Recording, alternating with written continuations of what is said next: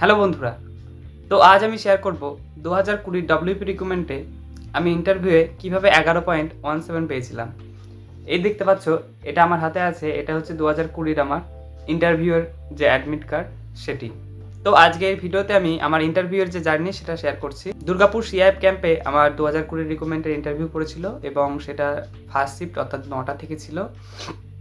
এবার সেই মতো আমি ওখানে রুম ভাড়া ছিলাম এবং সেখান থেকে রেডি হয়ে এই সিআইএফ গ্রাউন্ডে যাই এবং সেখানে গিয়ে প্রথমে আমাদেরকে একটা রুমে বসতে বলা হয় এবং একে একে যে ইন্টারভিউ কক্ষ সেখানে নিয়ে যাওয়া হয়েছিল। প্রথমেই যখন আমি স্যার ম্যাডামদের পারমিশন নিয়ে রুমের ভেতর প্রবেশ করলাম, তো ওখানে দেখলাম যে 6 থেকে 7 জন ছিল, তার মধ্যে 2 জন ম্যাডাম এবং বাকিরা স্যার ছিলেন। এরপর আমি যখনই বসলাম অনুমতি নিয়ে, সেহেতু তখন আমাকে জিজ্ঞাসা করেছিল যে তোমার নাম কি। আমি নাম বলাতে তারপর আমাকে জিজ্ঞাসা করেছিল যে তোমার কোয়ালিফিকেশান বলো। এবার আমি যখন বলেছিলাম যে আমার 2019 সাল এইচএস পাস, দিয়ে জিজ্ঞাসা করলো যে কোন স্ট্রিম, তখন আমি বলেছিলাম যে আমার সায়েন্স। তারপর যে ম্যাডাম ছিলেন উনি আমাকে জিজ্ঞাসা করছিলেন যে সায়েন্স, তাহলে বলো যে গাছের পাতা সবুজ কেন হয়। এবার আমি যখন ক্লোরোফিল বললাম, বললো ক্লোরোফিল ছাড়া অন্য কোনো রঞ্জক পদার্থের নাম জানা আছে। এবার তখন আমি জানাই যে হ্যাঁ, ক্যারোটিন, তারপর হিমোগ্লোবিন। তারপর এর পরবর্তীতে আমাকে জিজ্ঞাসা করা হয় যে জাইলেম, উদ্ভিদের যে জাইলেম কলা তার কাজ কি। এর পরবর্তীতে আমাকে জিজ্ঞাসা করে যে জাইলেম ফ্লোয়েমের দুটো পার্থক্য বলতে, এবং আমি সে মতো উত্তর পেরেছিলাম।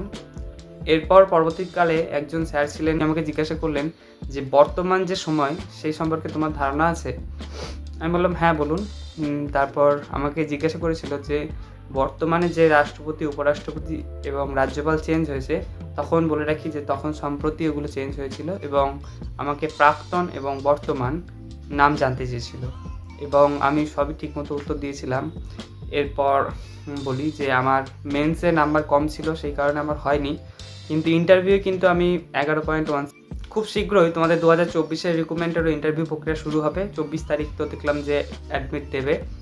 এবার তোমরা কিছু বেসিক কোশ্চেন রেডি করো। তোমরা যদি জানতে চাও সে বেসিক কোশ্চেনগুলো, তাহলে আমাকে কমেন্ট করো, আমি পরবর্তীকালে ওই নিয়ে একটা ভিডিও বানিয়ে দেবো।